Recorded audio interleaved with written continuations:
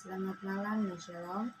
Perkenalkan, nama saya Nova Karina Hawai, NIM 2021 48085. Saya dari kelas B. Di sini saya akan menjelaskan materi tentang menafsirkan hubungan Pancasila dengan Proklamasi Kemerdekaan Republik Indonesia. Hubungan Pancasila dengan Proklamasi Kemerdekaan Republik Indonesia adalah titik dari perjuangan bangsa Indonesia yang memiliki tekad untuk memperoleh kemerdekaan yang dimana tersebut disemangati dengan adanya jiwa Pancasila. Pancasila sendiri menjadi sumber dari hukum, kemerdekaan, kesadaran, dan cita-cita. Sehingga hubungan Pancasila dan proklamasi sangat berkaitan erat. Pernyataan kemerdekaan bangsa Indonesia baik dalam diri sendiri maupun terhadap dunia luar. Tindakan-tindakan yang segera harus diselenggarakan berhubungan dengan pernyataan kemerdekaan itu.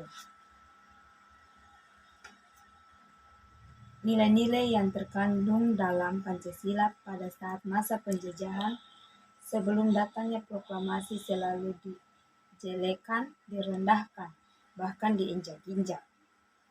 Setelah itu dengan adanya proklamasi, nilai-nilai Pancasila pun semakin tinggi dengan ditekankan. Oleh karena itu, melakukan proklamasi yang pada awalnya negara mengapa jika Pancasila sesuatu rendah dan juga diperlukan oleh. Maka dengannya adanya perjuangan bangsa Indonesia, ini memiliki kedudukan yang sangat penting yaitu sebagai dasar. Dalam pembukaan Undang-Undang Dasar 1945 adanya alinea ketiga. Terdapat pernyataan dan dinyatakan oleh Indonesia, maka dapat ditentukan letak dan sifat hubungan antara proklamasi kemerdekaan 17 Agustus 1945 dengan pembukaan Undang-Undang Dasar 1945. Disebutkan kembali pernyataan kemerdekaan dalam bagian ketiga. Pembukaan menunjukkan bahwa antara proklamasi dengan pembukaan merupakan suatu rangkaian yang tidak dapat dipisah-pisahkan.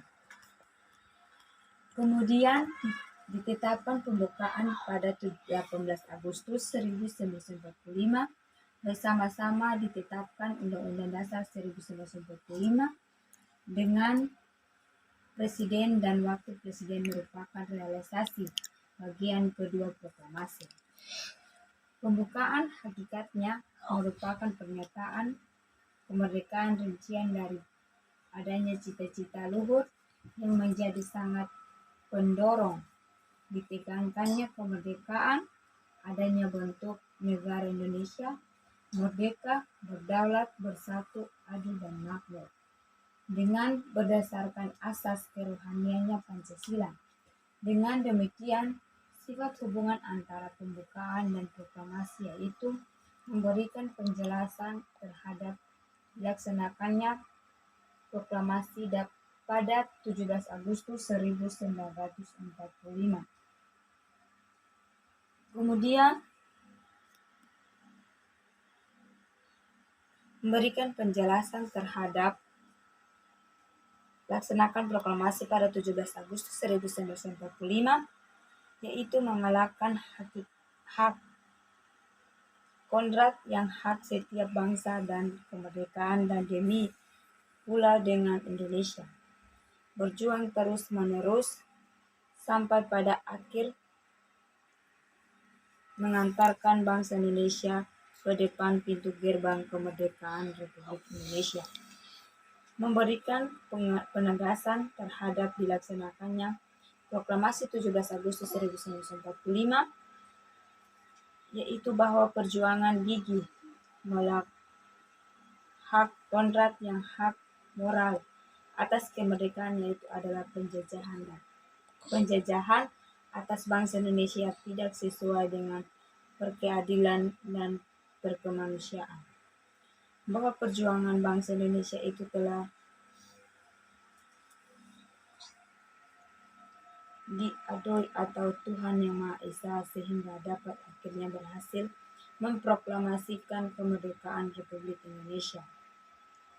Memberikan tanggung jawab terhadap dilaksanakannya proklamasi 17 Agustus 1945,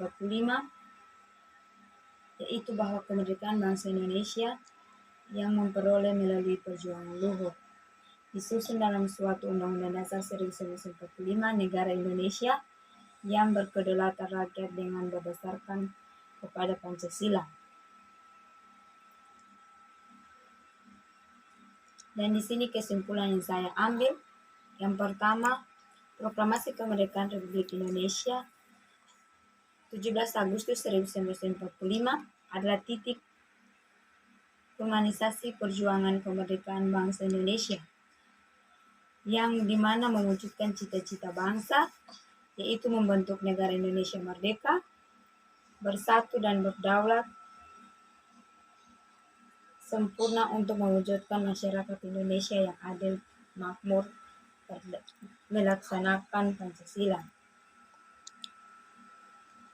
serta ikut membentuk dunia yang damai abadi, bebas dari segala bentuk penindasan. Proklamasi kemerdekaan 17 Agustus 1945 diuraikan dengan secara terperinci di dalam pembukaan Undang-Undang Dasar 1945 sebagai penjelasan, penegasan, dan pertanggungjawaban. Yang kedua, pembukaan Undang-Undang Dasar 1945 mengandung cita-cita luhur dalam proklamasi kemerdekaan dan membuat Pancasila sebagai dasar filsafat dan pandangan hidup dalam negara dan bangsa Indonesia, serta melakukan suatu rangkaian yang kuat dan tidak terpisahkan.